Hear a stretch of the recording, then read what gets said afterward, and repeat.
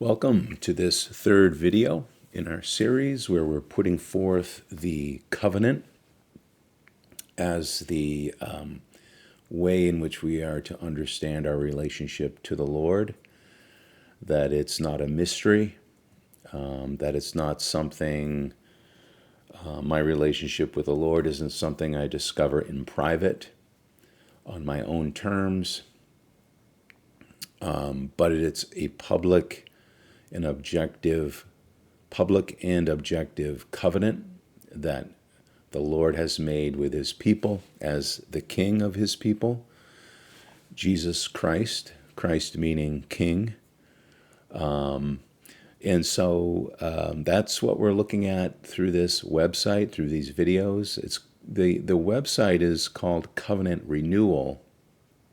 Really, I thought it was kind of a good title, a good title for the site, just because there are two things I'm really trying to do here. It's covenant renewal in the sense of wanting to renew the covenant for God's people today as a primary way of understanding our relationship to the Lord. And secondly, when we do look at the history of covenant making throughout the Scripture, it is a history of covenant renewals, where the Lord takes up a covenant with his people again and again. And that's what we'll see progressively as we move forward, is that it begins with Adam, as we saw in the last video. It begins with him and Eve. It begins with a couple.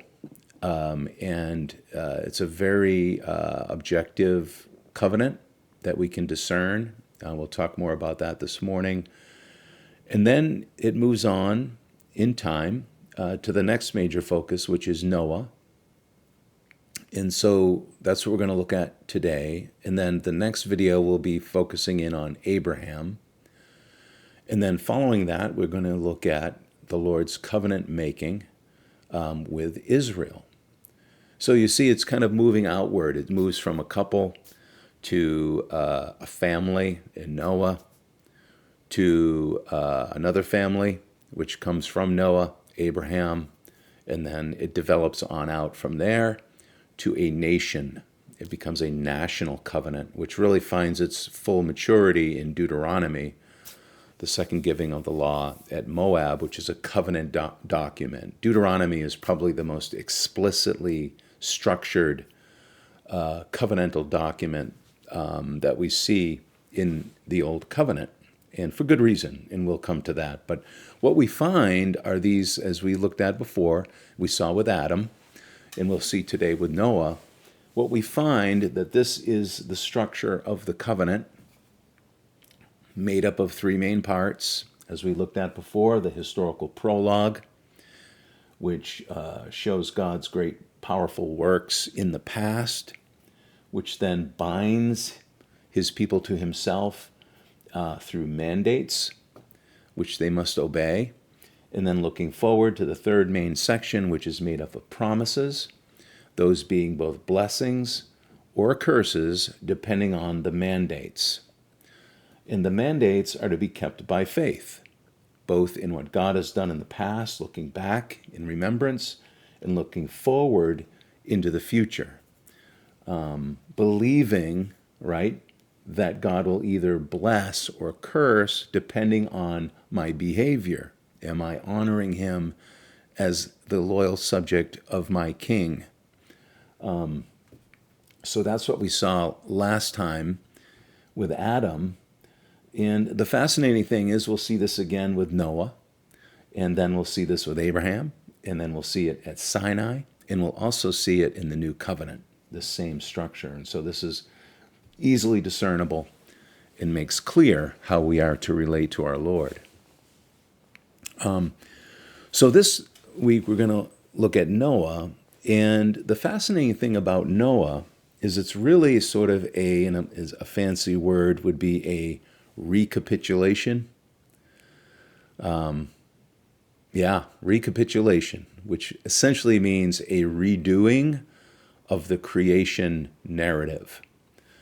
So, and it's a fascinating story leading up to Noah because you have the two lines. It appears to be the seed of the serpent, which would be through Cain, and the seed of the woman, which would be through, well, Abel was murdered. So then we see in the narrative, Seth kind of takes over where Abel left off, being the faithful son of Adam.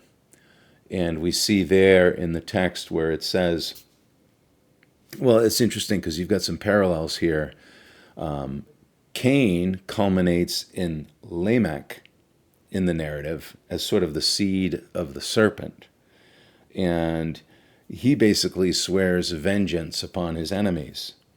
And he says in Genesis 4, verse 24, if Cain is avenged 7 times, then Lamech 77 times. So, in other words, he's a man of vengeance, a man of violence, a man of murder, which would be where his descendants came from, or antecedents, something like that, through Cain, who was a murderer, would culminate in Lamech being a murderer. And so then you have on the other line, beginning with Seth, and it's interesting with Seth, this is in Genesis chapter 4, coming from Adam, it says, at that time men began to call on the name of the Lord. So these would be two lines that were coinciding with each other, but Seth would be that line, that faithful line. Maybe not entirely, not like every person in that line walked with the Lord or called upon the Lord, kind of like the kings of Judah versus the kings of Israel, the northern kingdom versus the southern kingdom. The northern kingdom, as you know, was just completely depraved, full of idolatry.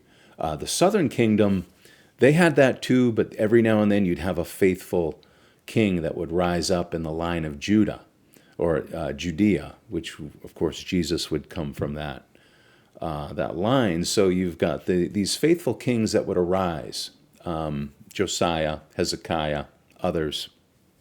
The same thing with Seth. In that line, you've got faithful men and women who would come along and demonstrate that, no, this is the seed of the woman line versus the seed of the serpent. So you have, like, for instance, you have Enoch, and he's mentioned again in Hebrews chapter 11, where he was taken from the earth.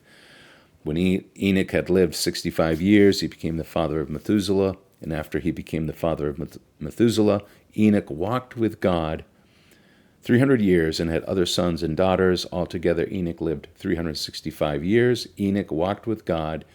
Then he was no more because God took him away. So it looked like he didn't experience death because here's this like symbolic representation, very real, historical, but also symbolic representation of God taking away into life those who walk with him faithfully. And so this would culminate, interestingly, this line from Seth, which would lead all the way up to Noah, which is where we're heading here, just a little bit of a historical backdrop, which I find fascinating, leads to another Lamech. Like you had the Lamech who was vengeful and murderous from Cain. Now you have Lamech being the father of Noah on Seth's line leading up to Noah. And remember, Lamech swore that, okay, if Cain is revenged 7 times, I'll be revenged 77 times.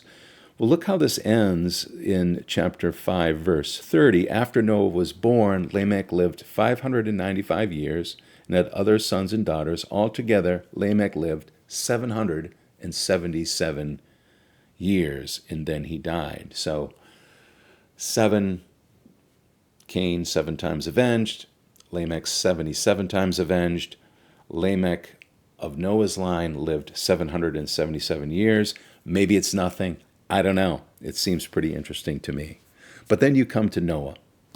And this is where, once again, you have this line where righteous men and women spring up. And it appears to be Noah was one of those because first the Lord saw how evil things had become, how great the evil was on the earth. Quoting verse 5 of chapter 6, the Lord saw how great man's wickedness on the earth had become, and that every inclination of the thoughts of his heart was only evil all the time. The Lord was grieved that he had made man on the earth, and his heart was filled with pain. That's just a fascinating statement. Sometimes I think we get this picture of God as being this concrete block in the sky, unaffected by the world that he's made. But that's clearly not true, because here you have the Lord being grieved and his heart was filled with pain. That's just a profound statement. So now the Lord resolves that he's going to be done with this, that he's going to wipe out the earth. So the Lord said, I will wipe mankind whom I have created from the face of the earth, men and animals and creatures that move along the ground and the birds of the air, for I am grieved that I have made them. But, verse 8, Noah found favor, or hen in the Hebrew, which also means grace. But Noah found favor or grace in the eyes of the Lord. This is the account of Noah. Noah was a righteous man, blameless among the people of his time, and he walked with God. There's that phrase again, walking with God, which I believe has some relationship to covenant faithfulness, of walking with the Lord, in covenant with the Lord. And so this begins this narrative, which really becomes, as I said before, like a recapitulation or redoing of the creation narrative. Because you remember how the earth in Genesis 1:1 was, or the creation was formless and void. You get this sense of formless, like there's just the swirling, chaotic existence until God brings order. And Genesis 1 is really about God bringing order to the created world. The light, separating the waters, the land, and then establishing the lights, filling the land with creatures, and sky with creatures, and then the sea with creatures. And so all this taking place, bringing order, setting up boundaries. This is what God was doing. He's bringing order to his world. Well, now he's bringing this ordered world in his judgment back into the chaos. You could call it a deconstruction, a decreation of creation. He's going to flood the earth and bring a watery chaos over the earth. But he will be saving a family out of this watery chaos. And this is where we see the structure of the covenant come in. So it says in verse 11, now the earth was corrupt in God's sight and was full of violence. God saw how corrupt the earth had become, for all the people on earth had corrupted their ways. So God said to Noah, I'm going to put an end to all people, for the earth is filled with violence because of them. I am surely going to destroy both them and the earth. So, make yourself an ark of cypress wood. Now becomes these series of things. Do this, do this, do this. Then gather these animals, and these animals will be gathered, and they will go into the ark. And implied in this is, if you build this ark, you will be saved. All yourself, your family, and the animals with you. He says in verse 18, but I will establish my covenant with you. You will enter the ark, you and your sons, and your wife, and all your sons' wives with you. Verse 22, Noah did everything just as God commanded him. And this is what we see in Hebrews 11, as Hebrews 11 reflects on Noah. It talks about him being a man of faith. And by faith, he did the things that God commanded him to do. It says in Hebrews 11, verse 7, by faith, Noah, when warned about the things not yet seen, faith is being sure of what you hope for and certain of what you do not see. Hebrews 11:1. Now, By faith, Noah, when warned about things not yet seen, that is, a flooded earth, in holy fear, built an ark to save his family. So promised in this would be the salvation of he and his family and the animals he would bring with him. By his faith, he condemned the world and became heir of the righteousness that comes by faith. So we see the structure here. First, we've got this historical prologue of creation, which we all have. That's the grand historical prologue that the whole earth has, that God has created the world. So we wake up every day with signs and wonders displaying God's amazing creation. But then the Lord promises, right, he's going to flood the earth. And the way that Noah is to be saved out of this flood with his family is to obey the mandates of the covenant, and that is to build the ark.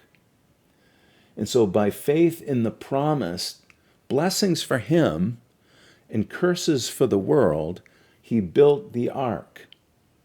And Noah knew that God is faithful because he remembered that he is the one who created the whole earth. He is the one who's more than able to flood the earth if he's the one who made the earth. So believing the historical prologue, looking back and remembering, and then now looking forward and believing the word given to him about the things not yet seen, he obeyed the mandates in the present and built the ark. And it also says in 1 Peter that he was a preacher of righteousness. I believe it was 1 Peter. I have to check that. It's implied in 1 Peter. I think that's what, well, anyway, we don't need to get into that. It's a bit of a complicated passage. Where was that? That was in, okay, I got to look it up now. Noah's mentioned again. Oh, it was 2 Peter, right? Yes. Yes. All right, 2 Peter. Yes. For if God did not, 2 Peter chapter 2, verse 4, for if God did not spare angels when they sinned, but sent them to hell, putting them into gloomy dungeons to be held for judgment, if he did not spare the ancient world when he brought the flood on its ungodly people, but protected Noah, a preacher of righteousness, and 7 others. So anyway, all that to say, it appears to be in this time as well, he was preaching, proclaiming what was about to happen, warning people, but himself believing God and acting on it. So here we see that all these coming together, he would obey the promise that if he builds this ark, he would be saved through the flood. And he also believed that if he didn't obey, he would be cursed with the rest of the world and be caught up in the judgment of God. So by faith, he obeyed the mandates and received the promised blessing of being saved out of the water. So this, again, what we see is this covenantal structure with Noah. Now, one of the things we have to explore as well is the covenant does get updated when historical events change. When the historical context of God's people changes, the elements of the covenant get updated to change with the times, with God's historical time. So this is very historical. It's grounded in history. These covenants aren't just like tablets, golden tablets dropped from the heavens. These are covenant mandates by God as his history unfolds. And it's really cool because what we're going to see is that the promises that were fulfilled then come back and become the historical prologue for the new promises. So it kind of builds on itself. It's like climbing a ladder. The historical prologue continues to grow as God fulfills his promises for his people. that becomes now the part of the faithful history by which we can live by faith and obey in the present as we look forward to the new promises given the new historical circumstance. And we're going to see this with Noah as well, because he comes out of the ark. The Lord floods the earth, destroys everything. He comes out of the ark. First thing Noah does, which is really fascinating, and we're going to see this with Abraham, when you see Abraham getting delivered, by God's powerful hand, the first thing he does is he sets up an altar. And he sets up an altar and he presents offerings. And this is what Noah does. He comes out of the ark, and the very first thing he does is worship. I think that's what this means. I think the burnt offering here wasn't so much an offering of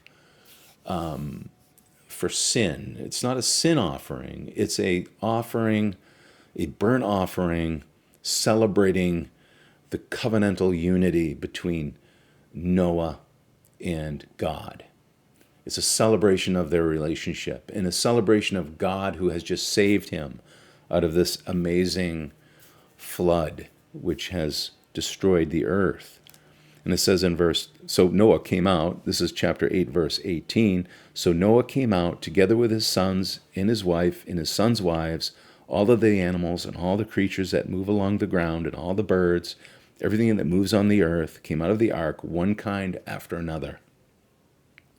Then Noah built an altar to the Lord, taking some of all the clean animals and clean birds, he sacrificed burnt offerings on it. So here's this, you can imagine this great, first thing we got to do is worship. We got to give thanks to our God for delivering us from this just amazing cataclysmic judgment, but we've been saved out of it through the water, which we'll find again in the Exodus coming up, but wait for that. But so he comes out and he worships. And verse 21, the Lord smelled the pleasing aroma and said in his heart, never again will I curse the ground because of man, even though every inclination of his heart is evil from childhood. And never again will I destroy all living creatures as I have done. As long as the earth endures seed time and harvest, cold and heat, day and night will never cease. So here is this sort of finality in a penultimate sense. There is a judgment that would come eschatologically, end of time, but he would never do it like this again. There would be this long period in which the earth would flourish. So here's this covenantal celebration between Noah and the Lord. Noah believed the promise, so he obeyed, so he received the promise. He received what he believed because he obeyed. And so then he celebrated the faithfulness of his God who came through. He showed himself to be righteous. And so you have this celebration between Noah and the Lord. But then the covenant develops here. As I said, it's historically conditioned. So now what do we do post-flood?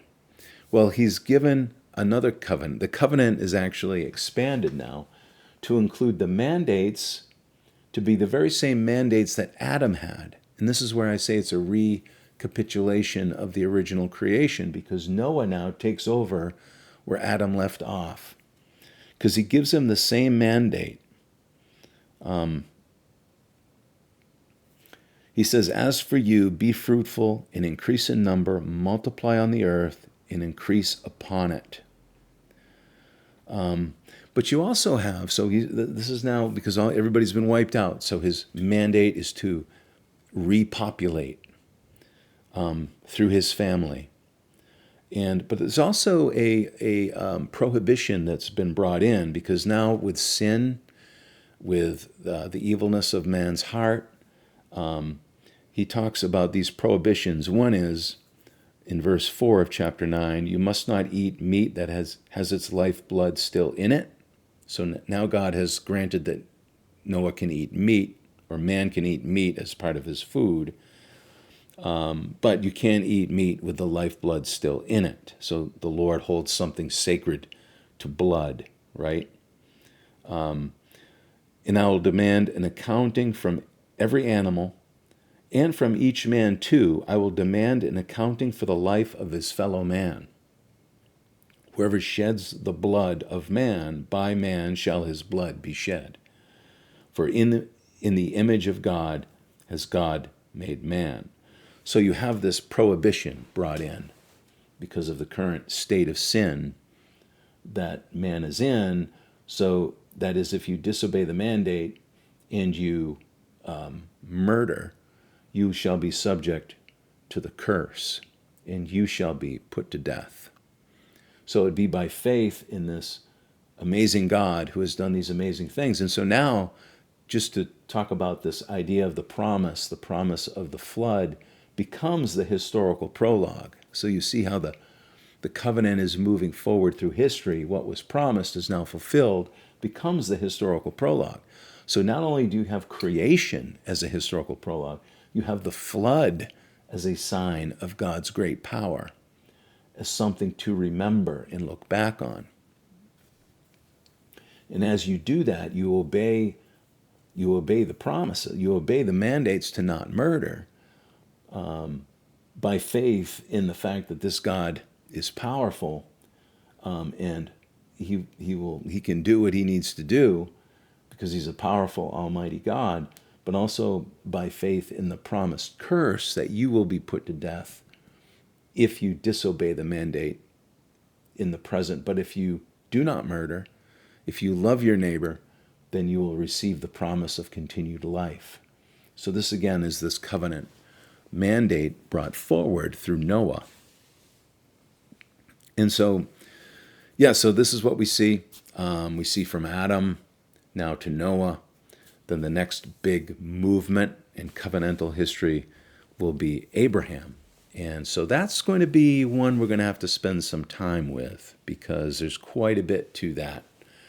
From Genesis 12, where God introduces himself to Abraham, and then you have Genesis 15, which is the great formal ratification of the covenant between the Lord and Abraham. And then you have Genesis 17, which is circumcision being brought in as an additional element within the covenant. Once again, the historical development of the Lord's covenant with Abraham. And then Genesis 22 as the climax, in which Abraham was willing to sacrifice his son. And we're going to see how this covenant framework makes sense of all of that. So that'll be next time. So may the Lord bless you and keep you. Take care.